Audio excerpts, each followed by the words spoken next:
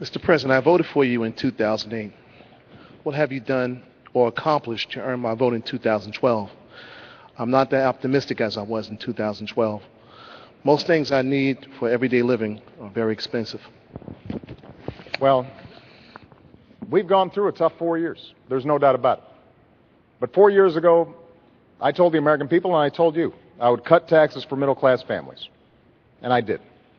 I told you I'd cut taxes for small businesses, and I have. I said that I'd end the war in Iraq, and I did. I said we'd refocus attention on those who actually attacked us on 9/11. And we have gone after al-Qaeda's leadership like never before, and Osama bin Laden is dead. I think you know better.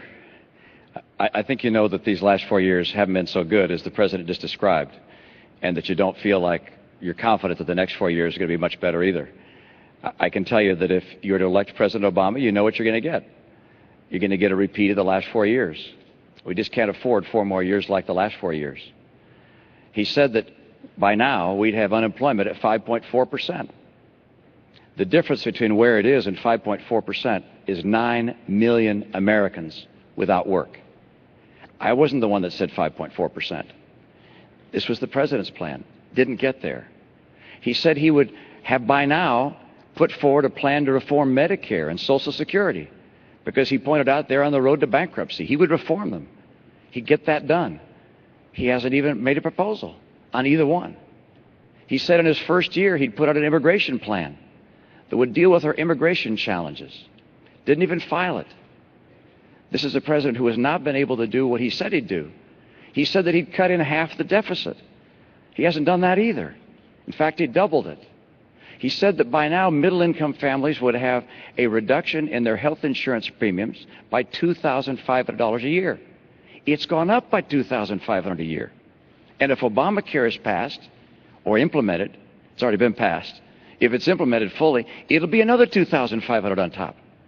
The middle class is getting crushed under the policies of a president who has not understood what it takes to get the economy working again. He keeps saying, look, I've created 5 million jobs. That's after losing 5 million jobs. The entire record is such that the unemployment has not been reduced in this country. The unemployment, the number of people who are still looking for work, is still 23 million Americans. There are more people in poverty. 1 out of 6 people in poverty. How about food stamps? When he took office, 32 million people were on food stamps. Today, 47 million people are on food stamps. How about the growth of the economy? It's growing more slowly this year than last year, and more slowly last year than the year before. The president wants to do well, I understand, but the policies he's put in place, from Obamacare to Dodd-Frank, to his tax policies, to his regulatory policies, these policies combined have not led this economy take off and grow like it could have. You might say, well, you got an example of when it worked better? Yeah. In the Reagan recession, where unemployment hit 10.8%, between that period, the end of that recession, and the equivalent period of time to today, Ronald Reagan's recovery created twice as many jobs as this president's recovery. 5 million jobs doesn't even keep up with our population growth. And the only reason the unemployment rate seems a little lower today is because of all the people that have dropped out of the workforce. The president has tried, but his policies haven't worked. He's great as a speaker and describing his plans and his vision. That's wonderful, except we have a record to look at. And that record shows he just hasn't been able to cut the deficit, to put in place reforms for Medicare and Social Security, to preserve them, to get us the rising incomes we need. Median incomes down $4,300 a family, and 23 million Americans out of work. That's what this election is about.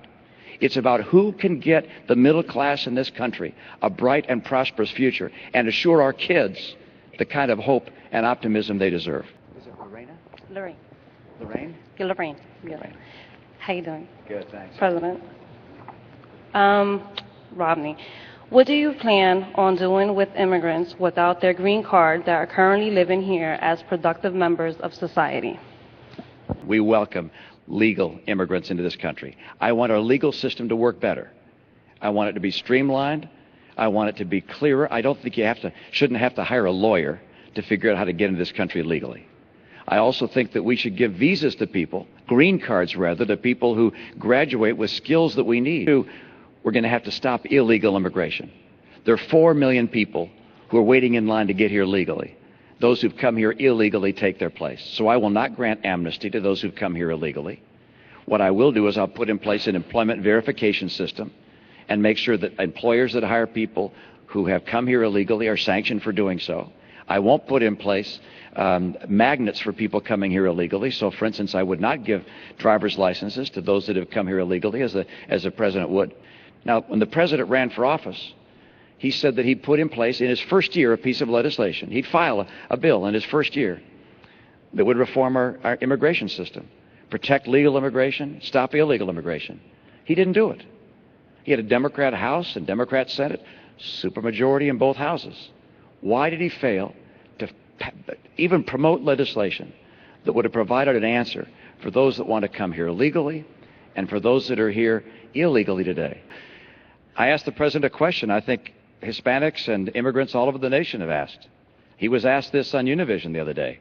Why, when you said you'd file legislation in your first year, didn't you do it? And he didn't answer.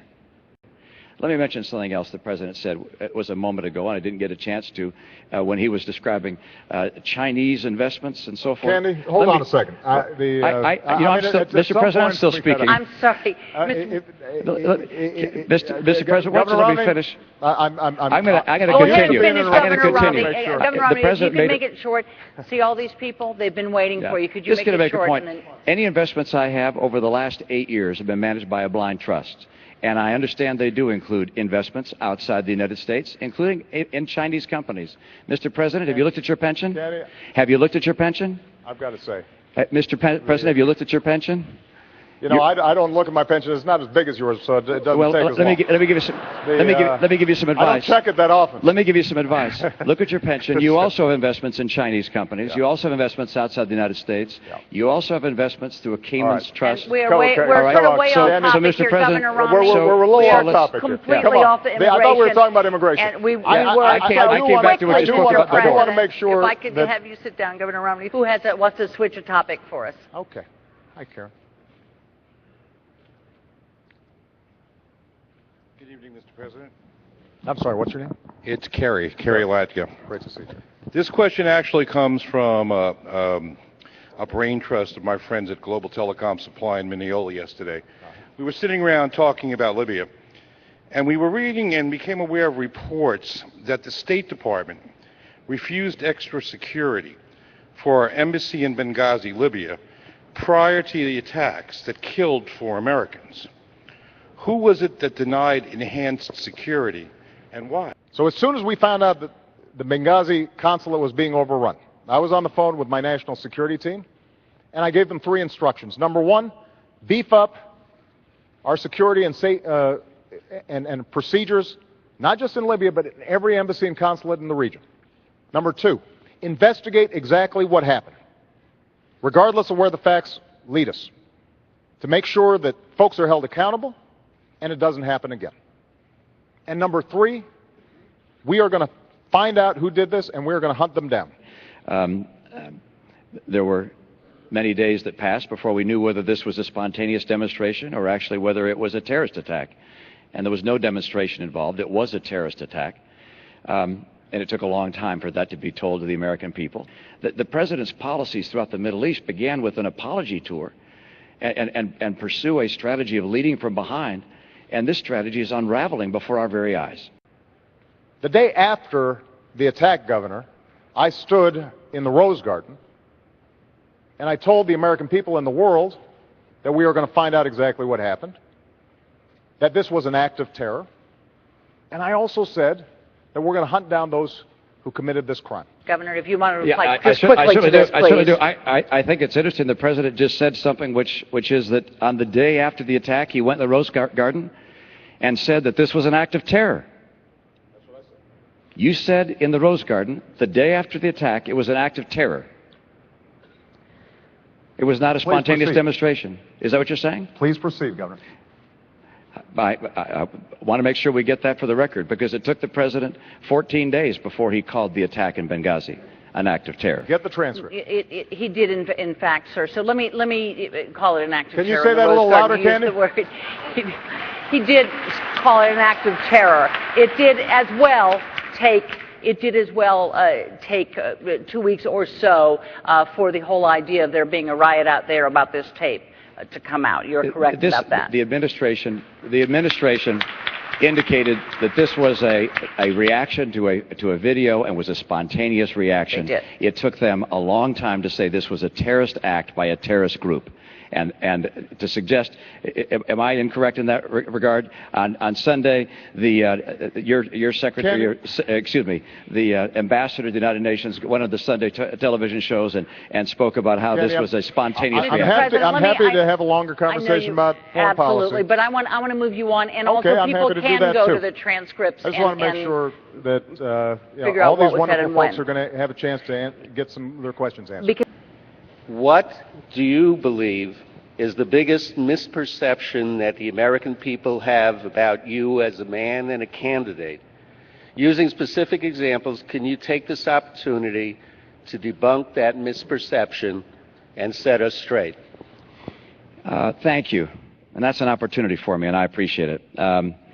In the nature of a campaign, it seems that some campaigns are focused on attacking a person rather than prescribing their own future and the things they'd like to do. In the course of that, I think the president's campaign has tried to characterize me as someone who's very different than who I am. I care about 100% of the American people. I want 100% of the American people to have a bright and prosperous future. I care about our kids. I understand what it takes to make a bright and prosperous future for America again. I spent my life in the private sector, not in government. I'm a guy who wants to help with the experience I have, the American people. My passion probably flows from the fact that I believe in God, and I believe we're all children of the same God. I believe we have a responsibility to care for one another. I served as a missionary for my church. I served as a pastor in my congregation for about 10 years. I've sat across the table from people who were out of work and worked with them to try and find new work or to help them through tough times.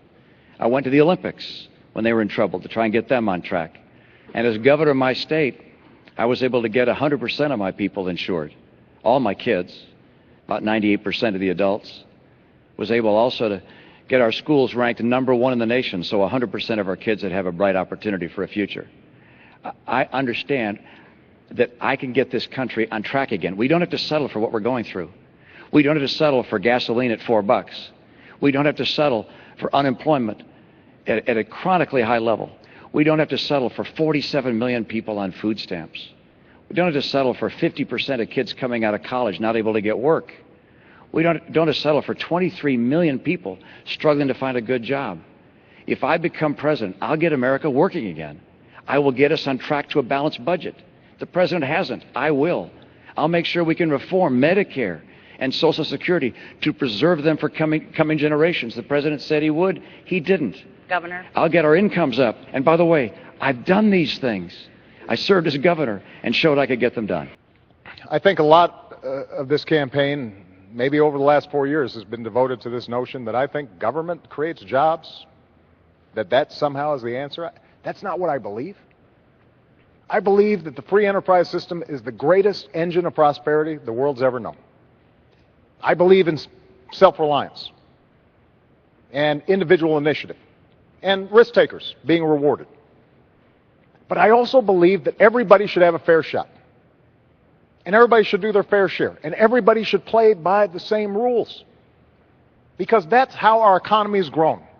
That's how we built the world's greatest middle class. And that is part of what's at stake in this election. There's a fundamentally different vision about how we move our country forward.